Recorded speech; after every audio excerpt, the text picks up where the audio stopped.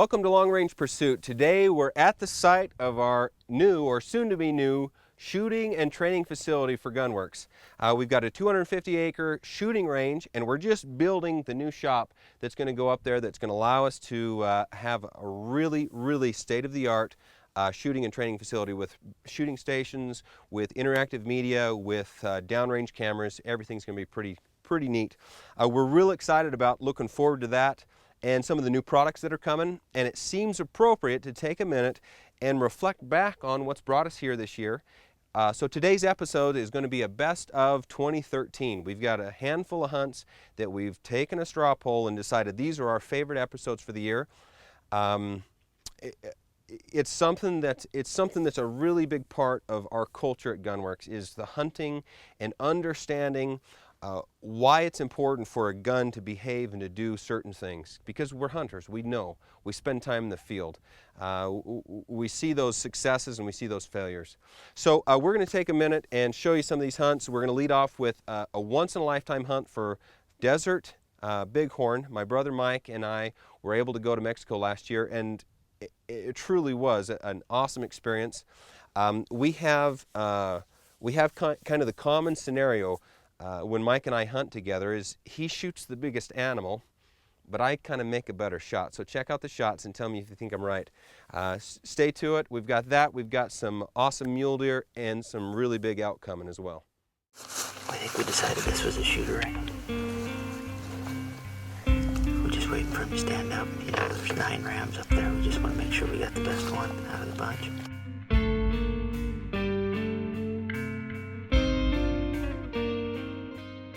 Shoot 565. 565.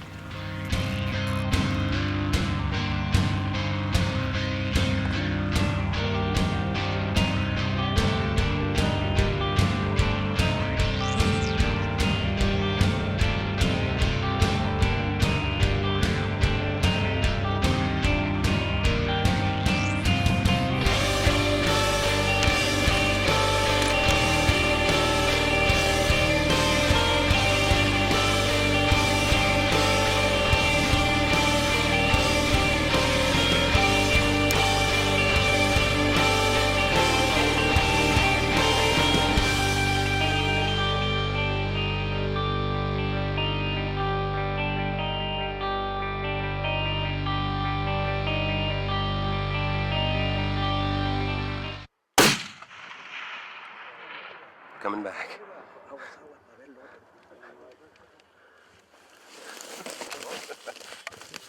I saw it hit him right in the scope. Good shot. Perfect shot, man. That was too easy.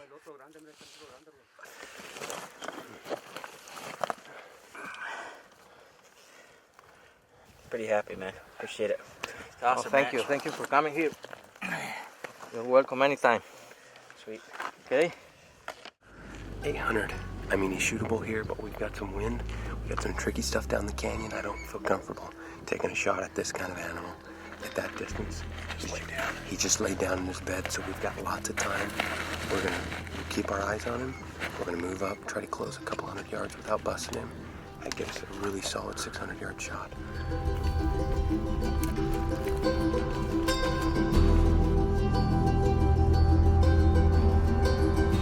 .650, Aaron. Dial 647. There he is.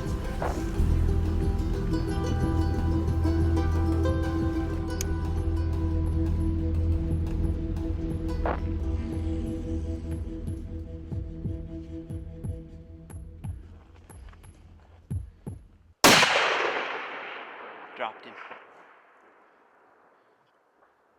Oh. Dropped him. There you go.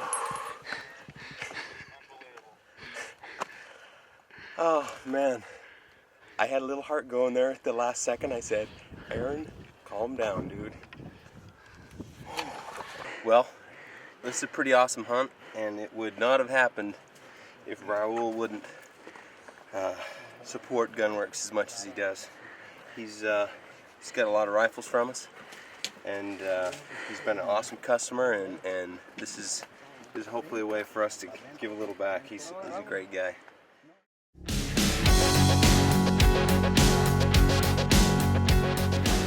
Got the sun on our back this morning, a little softer wind. If we can get a shot at this deer, it'll be a lot better shot this morning.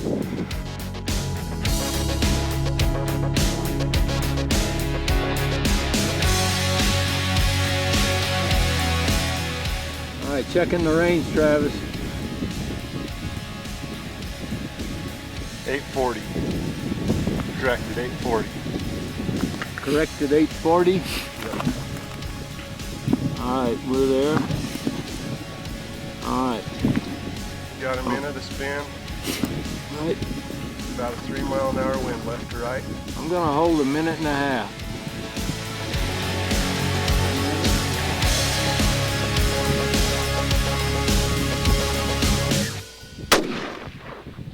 Nice shot, Frick. Put another one. He's down hard. Good shot, Frick. He's down hard doing the quivers. Sorry to yell at you. That's all right. Yell all the hell you Sorry to want yell at you. Nice shot, Terry Frick. I don't see any movement. There's no movement. I can see his antler. Nice shot, fellas. I hate to get out of this scope for a minute. I would. I'm gonna Stay there. right You here. guys stay there. You guys stay there. Oh, way to go, see it? Terry! Huh? That is, Man, we got him. What a hunt, huh? oh my What a God. hunt. Way to go, Terry! That is awesome. Tell me you see anything moving. I don't see any movement. This is great. This is great. Oh my heck, look at that. God almighty, look at the mass. Look at the mass and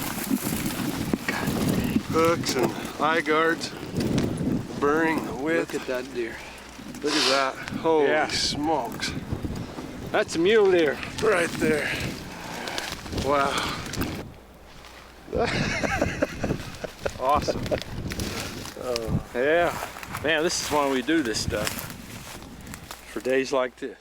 Okay, today we have kind of the fun part of product development. That's when we take an idea and we've actually created a physical model that we can put our hands on and that we can use and that we can test.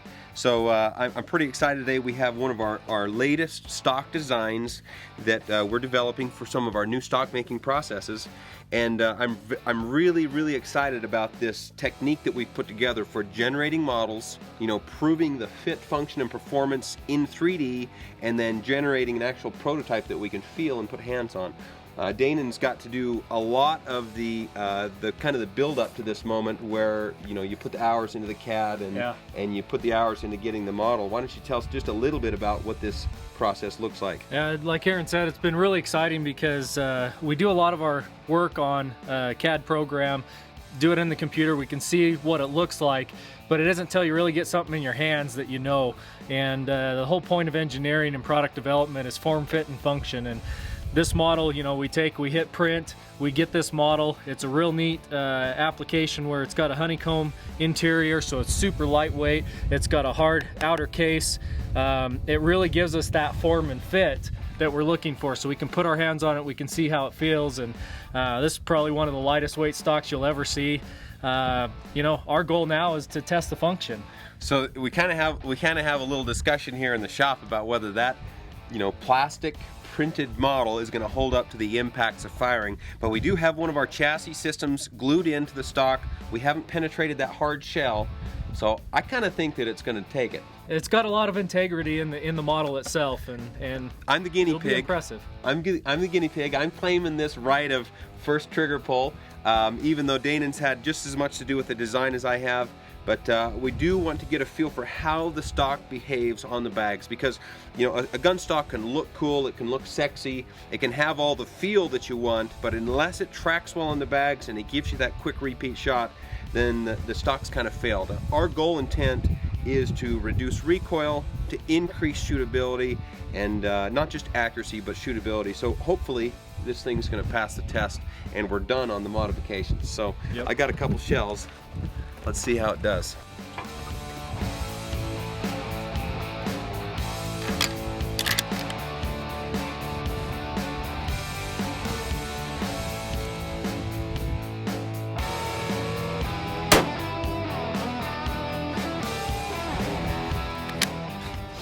It didn't even phase it. That's awesome. And it feels really, really good. That is a nice cracking stock. Just straight back. Oh yeah.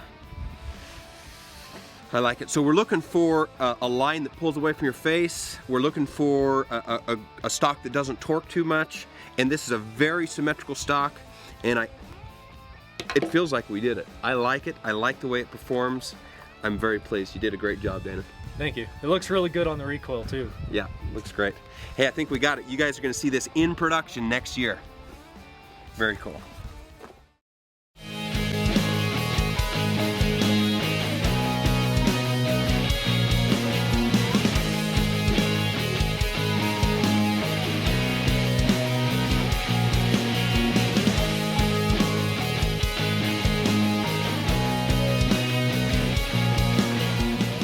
Okay, Chad, 245 yards. 2 MOA. Dial up to 2. Hold just under 2 minutes.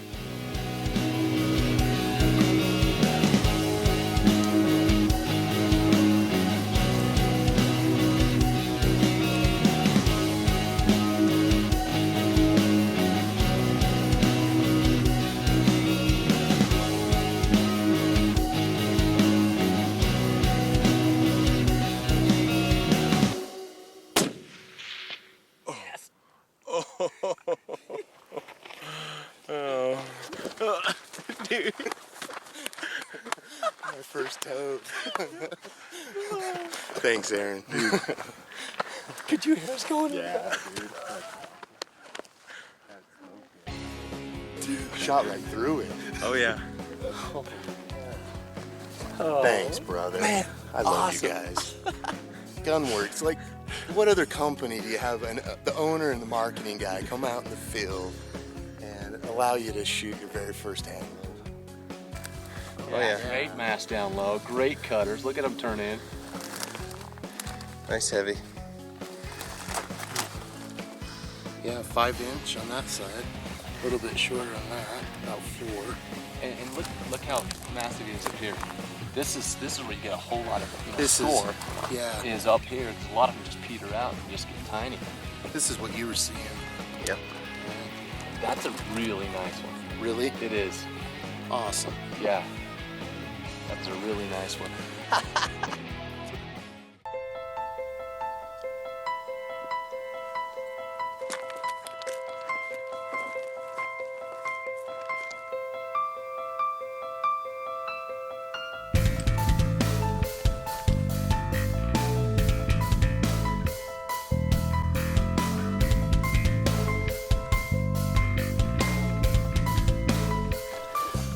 I know this is long range pursuit, but I had just the tips of his forehead at what is 80 yards. Just to rise that hill, nothing I could do, even if I wanted to try to shoot him right there.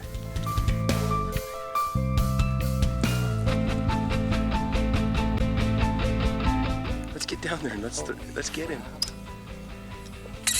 It is him. It's him for sure. It is. What's he doing? He's pretty curious.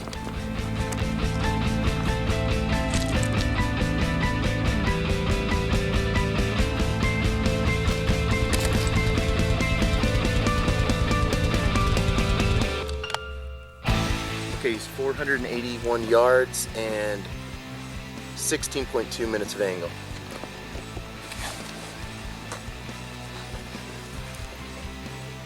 Any wind? No wind.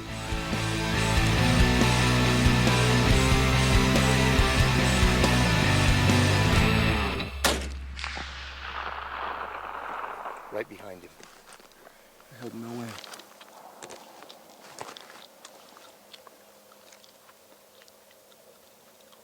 Hey. Did you hit him? Oh, right there. He's down. He's down. Shot right through him. Yeah, you did. It looked like it hit behind him because I was at a slight angle. Oh dude, look at that. 450 yards. Great job, Craig. Craig. I can see it came out. Just right here. Yeah. Did I scope myself? Yeah, I'm bleeding. Check that out, Chad. Oh, that's beautiful. That is a nice buck. Man, he did hook. Look at him. He comes Yeah. right to the middle. Man, an inch spread. Inch. Yeah. We gave him 2 inches. We kind of fudged that a little bit. I guess I owe Chad a little bit of an apology. We just flipped him over to clean him up for some pictures, and this shot was dead nuts in the 10 ring right there on that front shoulder. You see that where he went right there. So anyway, sorry Chad. I guess I owe you an apology. Apparently you can text, listen to your iPod, and eat a cookie, and call the wind. Yeah, and I accept your apology, but I'm still gonna need you to probably lick my boots. I'm glad you said boots. Yeah.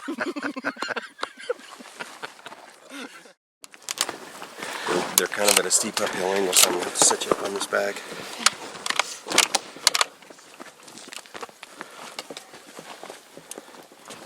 Get under there. I'm going to turn you down. Where he's at, see that big patch of timber? Then there's that open face right up above him. Okay, he's only about 30 or 40 yards up above, and he's kind of feeding to the right.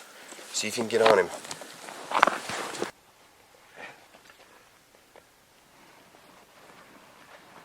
Now, I'm going to have you dry fire. Find him. Tell me when you found him, and then we're going to dry fire a couple while I'm getting a range. Okay, I see him. So I want you to get real steady. Control your breathing. It's a long shot, so you're going to have to be real careful. Okay? Control your breathing. Okay. Okay, now squeeze it real easy.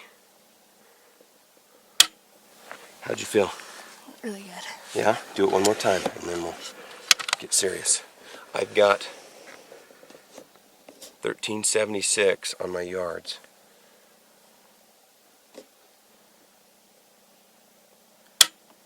Yes? Yeah. Okay, we're gonna go, so we're gonna go around once, and then we're gonna go to 13.5 right there. Okay, 32.5 minutes. Okay, eyeing you on him. Everybody watching? Yeah. Okay, put a live one in.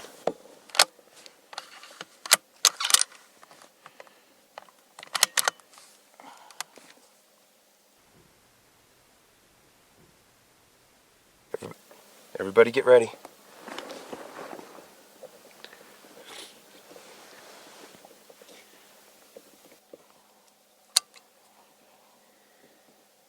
Okay.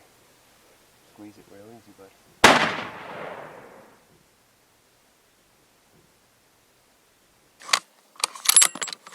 Okay, get back on him, bud.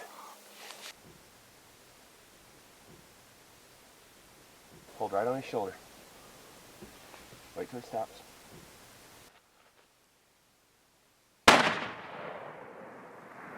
Got him. Got him. Got him. Woo! Get another Got one in. him. Get another one in.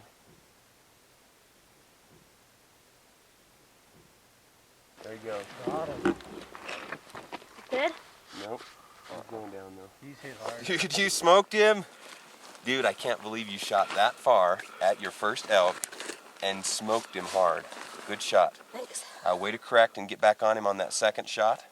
That's what it takes sometimes. If you're just a little bit off, just to make a quick correction, get back on him. You did a really good job. That first shot was just right under his belly, and that second shot was just right mid-body. Really good shot, buddy. He just soaked it up. He just kind of tumbled down the hill there, kind of stumbled off into the timber. We got us a dead bull right over there. That is awesome. 1,376 yards. That's the farthest elk we've ever killed. Way to go, bud. That's awesome. Yeah. Oh yeah. That's it. Woohoo! Big bull down. First bull. Awesome, buddy. What a bull, bud. Hey. Give me a high five. That was sweet. You know, most guys would say letting a little squirt like this shoot that far, that's crazy, you know.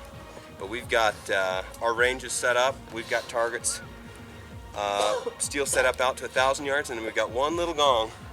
It's about 24 inches in diameter that we shoot at 1360. And these boys shoot that all the time.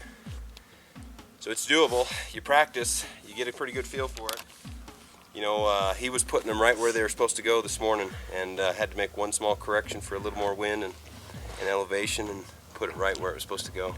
What a unique opportunity that was to be able to take a shot at that distance. I've never been in the mountains and had the opportunity to shoot that far. Generally, we can either close the gap, we can come back another day, or we just can't shoot and we have to pass because the wind's wrong, because we don't have a presentation that's right. Everything came together here. Not only was it Danner's practice and proving the gun and the dope on the gun, you know, being able to close the distance inside that rangefinder's ballistic calculation capability, but also the elks presented a nice broadside shot. We had lots of time, and there was essentially zero wind on that shot, which at 1,376 yards, wind is a big player. You know, looking back at that shot, I'm very impressed with Danner, and but more in the reflection of what it takes to get there.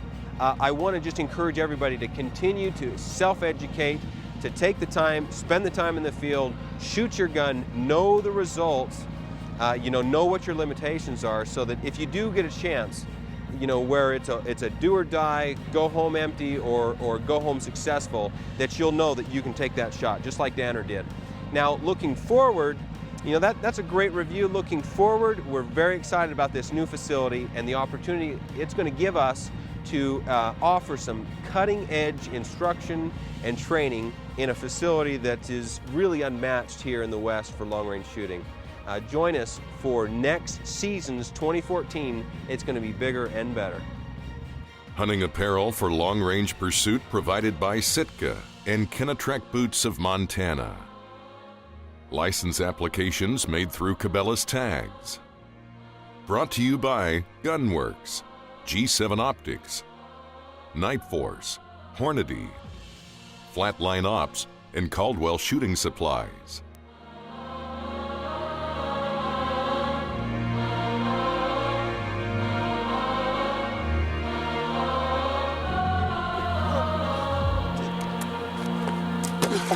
Yeah, nice.